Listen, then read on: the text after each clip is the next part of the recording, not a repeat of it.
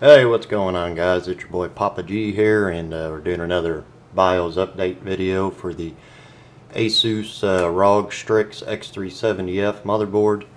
And I've just updated to the latest 8.13 BIOS, which is available on their site. It's official BIOS. I just updated from the 9001 beta BIOS. So we're gonna see how things work on this. I'm pretty sure that they said that they fixed the double boot issue now, so hopefully that's the case, because the where you have to double boot it to get it to boot into Windows is kind of stupid. So hopefully this will fix it. I'm trying to see. Maybe it shows it here. Okay, yeah, there you go. It shows the version number right there on 8.13. So that's the version that we just updated to. I just wanted to show that to you guys. And leave the flasher there. Okay, so as usual, what I always do with my BIOS, and I know everybody says, well, you know, overclock it to 4 gig, but this is my workstation as well as, you know, benchmarking for games and stuff like that. So I have to go for stability. So at the start, I just set this on a DOCP standard. My RAM is the G-Skill Trident Z RGB, as you can see there. And I bought the 3000 megahertz kit because it was $40 cheaper than the 32 megahertz. So it's a CL16. So it automatically, when I set it to DOCP standard, it sets it to DDR4 3000. I set the memory frequency down here to 2933, which I believe was already actually done also when I put it on DOCP standard. And then I just go to computer core ratio, and if you hit the plus and minus key, let me raise this up a little bit. You'll see up at the top there in yellow. Oops, didn't mean to do that. So DOCP standard. Okay, down here on the computer core ratio, if you just keep hitting plus, you'll see it raised up to 3800 megahertz, which is what I want it running at, 3.8. And I always set my DRAM voltage, or that's the CPU voltage, sorry. I leave my CPU voltage on auto, set my DRAM voltage to 1.36, just to help alleviate any blue screen problems. And they do officially have the Sense Me SKU option in here now. So I will set that to enabled. And that's it. I don't change anything else. And now in this one, on the 8.13 BIOS, you do have the extra options in the CBS. So you just go to Advanced, and then AMD CBS, and you'll have your extra options added in down here for guys that really want to dig into the overclocking on there. So so that's it. Like I said, these settings I've used with all the BIOS. They're just solid as a rock. I render in Sony Vegas all day long. All the videos you see that I do on YouTube, I do on this rig. You know, with this processor and with this memory. So these settings are really good, you know, for the Ryzen 1700X, and but I'm on liquid also, so that makes a difference.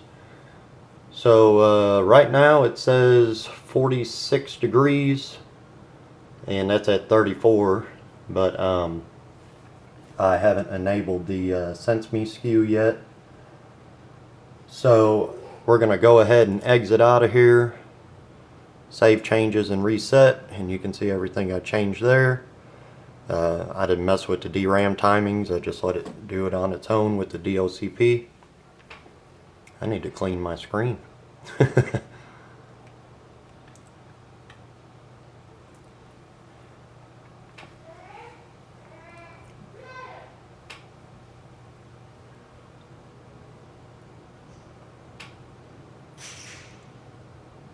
And this is what I wanted to see is, you know, once I set my settings in the BIOS now, from the first time after, you know, updating to the new BIOS and putting changes in settings in them, you know, did it change to double boot? And no, we're still getting double boot for some reason, or maybe it just does it the first time. But obviously the double boot has not been fixed, because as you can see, it just booted twice, and now it will actually load into Windows.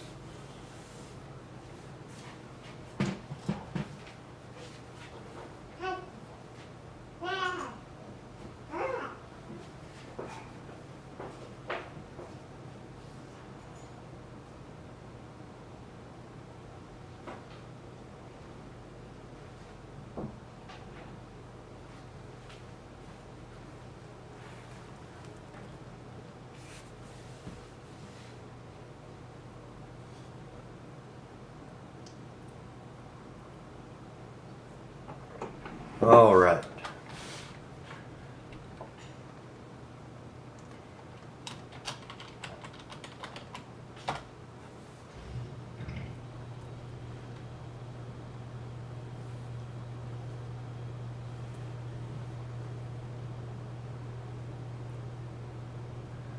And I know this can be kind of long, but I don't want to cut anything out so that, you know, anybody thinks there's any kind of funny business going on with video editing and stuff like that. So I just leave it going at, you know, however long it takes to boot and stuff like that. And this is on a standard hard drive. I don't have a SSD, so, you know, hence the longer boot times. But that's just the... this is the lighting service starting up here.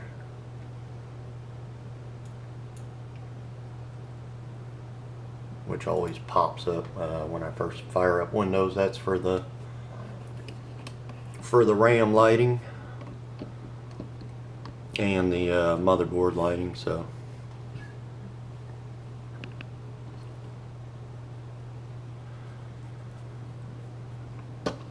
which I may need to set again, considering that I updated BIOS. No, it's going to go ahead and default back to my white, which I always have it set at. Alright, so real quick, and I only got about 2 minutes left to record on here to where I don't have to do any video editing or anything. It can all be in one quick little video.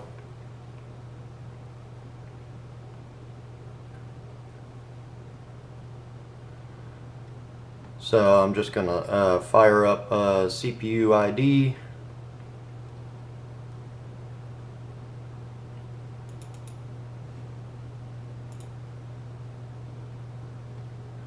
I really gotta clean up my drives. I got a lot of stuff on here with all the benchmarking and everything that I do on the channel. So, alright, so here's CPUZ. And I'll try to get you guys zoomed in there a little bit. Okay, so you can see we're running at 3.8, and there's the memory speed, which is double data rate, so it's 2399, and mine are in slot 2 and 4. And we'll go ahead and bench the CPU.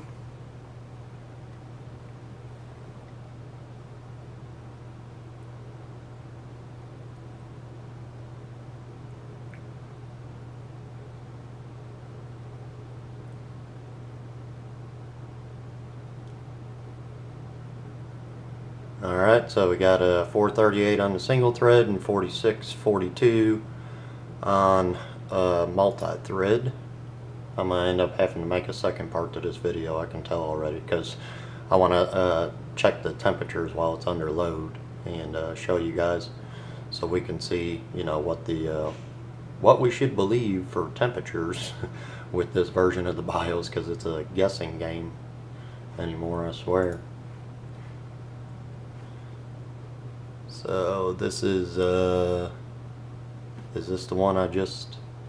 Alright, I'm going to start a new video.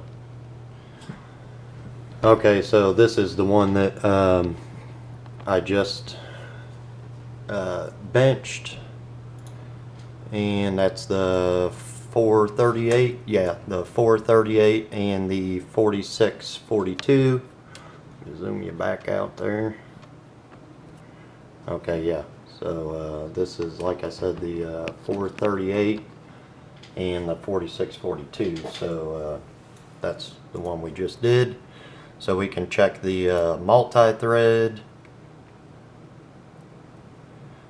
and we scored just underneath or this is the single thread. We scored just underneath the 4790K, and well above the 1800X, and definitely well above the 1600X and the 1700X. So okay, so that's good. And then on multi-threading, we're up here above the 1800X, and this was just setting it to 3.8, guys, in the BIOS with auto voltage, and setting my RAM to 1.36 volts. So that's a pretty good score there. But now we want to check temperatures, and there's two different ways we can check it on my rig in particular.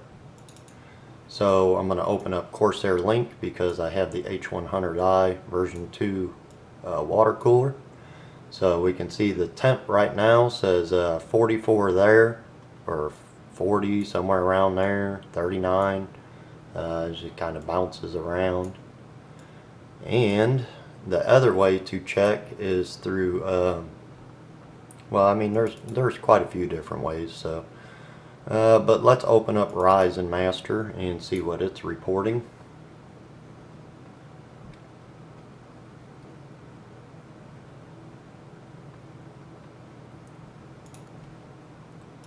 Okay, so Ryzen Master is reporting that we're at 20 something degrees while sitting idle at 3.8 gigahertz, which I would say is more correct than 48, because that's just too high for sitting idle. So it looks like Ryzen Master has the correct temperature, and we'll go ahead and we'll put some stress on it and see what the temps go up to on the Corsair Link. Let me get this back over here and see what the temps go up to down here on Ryzen Master.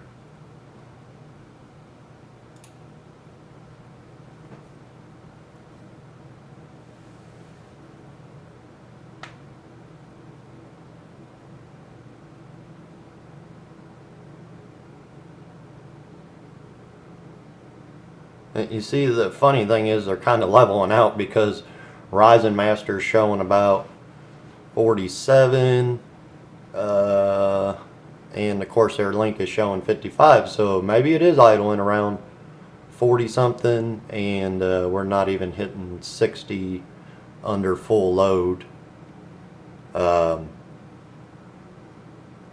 which would seem right, because I do have a push-pull configuration with 4 fans, and they're cranked up to about 1700 RPM. So I would expect somewhere around 60 degree Celsius temps under full load. Maybe, you know, somewhere in the, or here we're showing package. I was looking at the wrong temp, I'm sorry. Okay, so here we go. This is 68 on the package, which is what I was figuring, in the 60s for the package, whereas Ryzen Master is showing 48 on the package. And I don't know, 68 is 68's really high, so I'm not for sure. I don't think that's right. I would say that the Ryzen Master is the correct temperature of, you know, 48 degrees, and it'd probably be getting up into the 50s under full load. Like I said, this is a 4-fan config and a push-pull, and the fans are cranked, so it's not going to get very hot. So alright, I'm going to go ahead and stop this if I can. I wanted to go over here and see what the see, the voltage shows 0.687, which isn't correct, but it's on auto voltage, so I'm not for sure. That always shows incorrect when I'm using auto voltage on this board. So, but that's about it. So take it for what you will.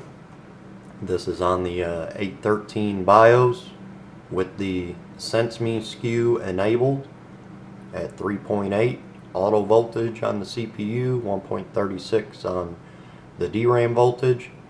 The RAM is running at 2933, and these are rock solid as far as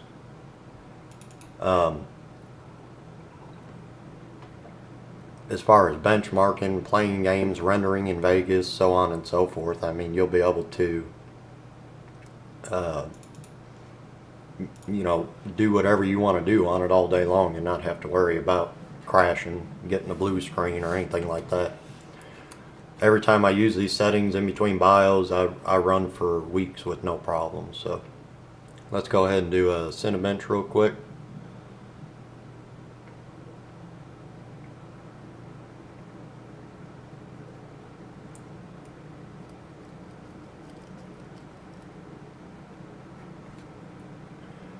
And we'll see what the score is over here.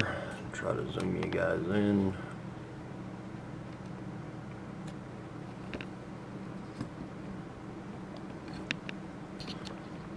Get that to focus. Focus, Danielson.